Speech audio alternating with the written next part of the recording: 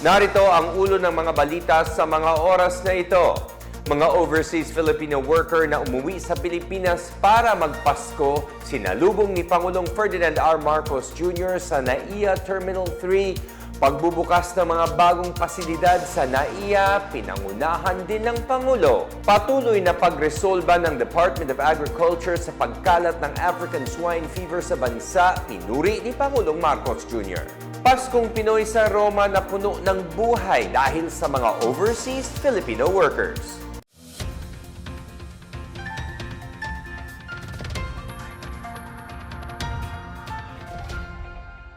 Ako po si William Theo para sa PNA Headlines. Sinalubong ni Pangulong Ferdinand R. Marcos Jr. ang ilang bagong uwi na overseas Filipino workers or OFW sa ginanap na 2025 Presidential Pamaskong Salubong sa Ninoy Aquino International Airport Terminal 3. Kasama ng Pangulo ngayong Martes si First Lady Liza Araneta Marcos sa pagbati sa mga OFW sa kanilang pagbabalik sa Pilipinas. Pinangunahan din ng Pangulo ang pamamahagi ng tulong sa mga OFW katuwang ang Overseas Workers Welfare Administration or OWA at iba pang ahensya ng gobyerno. Sa isang talumpati, binigyang parangal ni Marcos ang sakripisyo at kontribusyon ng mga OFW para sa bansa. Nangako siya na gagawin ng gobyerno ang lahat para maipaabot ang mga serbisyo nito sa mga OFW ng mas mabilis at mas maaasahan. Ang Presidential Pamaskong Salubong ay taunang aktibidad para sa mga OFW na umuwi sa bansa para ipagdiwang ang Pasko at Bagong Taon kasama ng kanilang mga pamilya. Kasabay nito, nangako si Pangulong Marcos na maagang ipaparelease ang tinatayang 130,000 balikbayan box na hawak ng Bureau of Customs bago magpasko.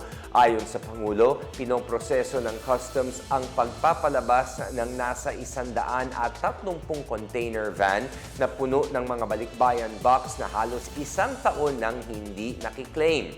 Ito, anya, ay mga kargamentong hindi nabayaran ng mga shipping company ang karampatang multa. Tiniyak ng Pangulo na makakarating sa mga OFW ang mga balikbayan box nila. Sinabi ito ni Pangulong Marcos sa kanyang pag-iinspeksyon sa mga bagong bukas na pasilidad ng NAIA Terminal 3. Kabilang sa mga ininspeksyon ang mga bagong e-gate mula sa new NAIA Infra Corporation, ang bagong bukas na Dignitaries Lounge para sa mga espesyal na bisita ng bansa, ang Mezzanine Food Hall at ang Tambayan Food Hall kung saan tampok ang mga pagkain at produktong tatak Pilipino. Sinaksihan din ng Pangulo ang pagbubukas ng transit tour ng Department of Tourism at ng Medical Tourism Concierge Pavilion. Pinuri ni Pangulong Ferdinand R. Marcos Jr. ang Department of Agriculture sa pagresolba ng pagkalat ng African Swine Fever or ASF sa bansa. Ayon kay Palace Press Officer Claire Castro, ikinatuwa ni Pangulong Marcos ang ulat ni Agriculture Secretary Francisco Q. Laurel Jr. at ilang opisyal tungkol sa bakuna laban sa ASF noong Lunes. Napag-alamang 90% ang efficacy rate ng programa para sa pagbabakuna laban sa ASF. Halos 500,000 baboy ang nabakunahan kontra ASF sa ilang bahagi ng bansa kasama ang Batangas, Rizal, Laguna, Bulacan, Tarlac at Pampanga. Ni-roll out ang bakuna sa 12 semi-commercial farm, 9 na smallholder farm at isang pinapatakbo ng gobyerno. Bukod sa pagsugpo sa ASF, ibinalita ng DA ang pagtatayo ng 33 agri-food hub unit na pakikinabangan ng mga magsasaka at mangingisda. Mapapadali ng mga ito ang pagdadala ng mga hayop sa mga palengke sa Pampanga, Quezon, Camarines Sur at Bukidnon. Itinayo naman ang 145 rice processing system kung saan 127 dito ay natapos na. Makakatulong ang rice processing system para mapaganda ang produksyon ng palay. Plano rin ng DA na magbukas ng mega cold storage facility sa Pili, Camarines Sur sa January 2026 at may 33 lugar pa na posibleng pagtayuan ng cold storage facility.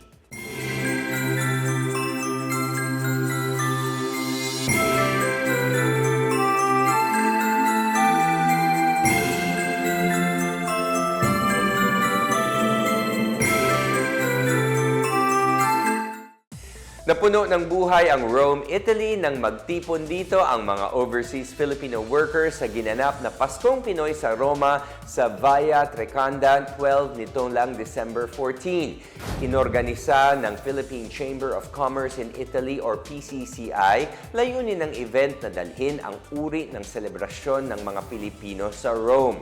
Naging isang Christmas village para sa mga Pilipino ang lugar, tampok ng mga iba't ibang klase ng produkto mula sa mga local food favorites at accessories hanggang sa mga pangregalo ngayong holiday.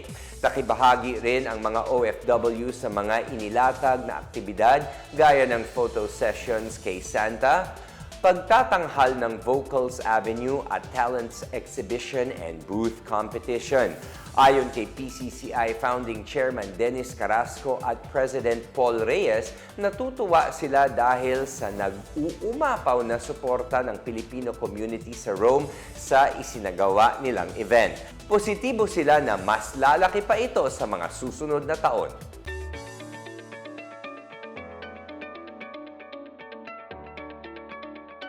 At sa balitang pangkalakalan, formal na binuksan ng Department of Tourism or DOT ang Transit Tour and Medical Tourism Concierge Pavilion sa Ninoy Aquino International Airport or NAIA Terminal 3 ngayong araw. Sa kanyang pahayag, sinabi ni DOT Secretary Cristina Frasco na bunga ito ng kolaborasyon sa pagitan ng public at private sector upang mapaunlad ang serbisyo turismo sa bansa at mapanatili ang mga kabuhayan ng mga Pilipino. Sa Transit Tour Program, magbibigay ng pagkakataon sa mga bagong turista na masilayan ang historya, kultura at heritage ng Pilipinas. Sa kabilang banda, ang Medical Tourism Concierge naman ay idinisenyo upang makapagbigay ng ginhawa, maayos na proseso at mga lounge facilities na nakalaan para sa mga medical travelers.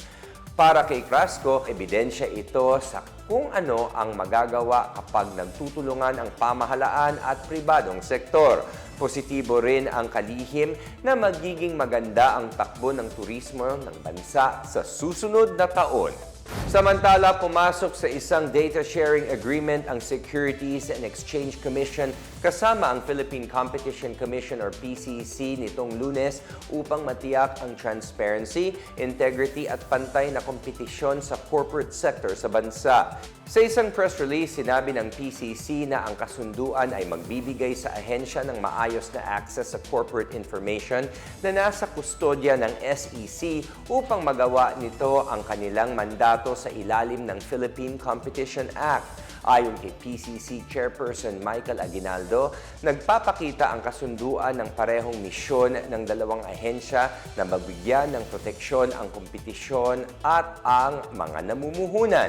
Sa ilalim din ng kasunduan, gagawa ng mga proseso na nakasentro sa data breach management, data retention at secure na disposal na personal na data. 5 taon ang itatagal ng agreement na nagbibigay diin sa kahalagahan ng transparency at kooperasyon sa pangangalaga ng kumpiyansa ng mga investor at magpapanatili ng pantay na kompetisyon sa mga industriya. At yan ang pinakabago at pinakamainit na balita sa mga oras na ito, hatid sa inyo ng PNA Headlines. Para sa iba pang mga balita at impormasyon, bisitahin lamang ang aming website pna.gov.ph o ang aming Facebook at X account na Philippine News Agency. Mapapanood din ang PNA Headlines sa pamamagitan ng link sa website ng News and Information Bureau sa ilalim ng PNA News at sa YouTube account ng Philippine News Agency. 9 na araw na lang ay Pasko na. Simbang gabi ang simula ng Paskong puno ng pananampalataya. Ako po si William Theo at ito ang PNA Headlines, naghahatid ng mga balitang nagbubuklod sa bagong Pilipinas.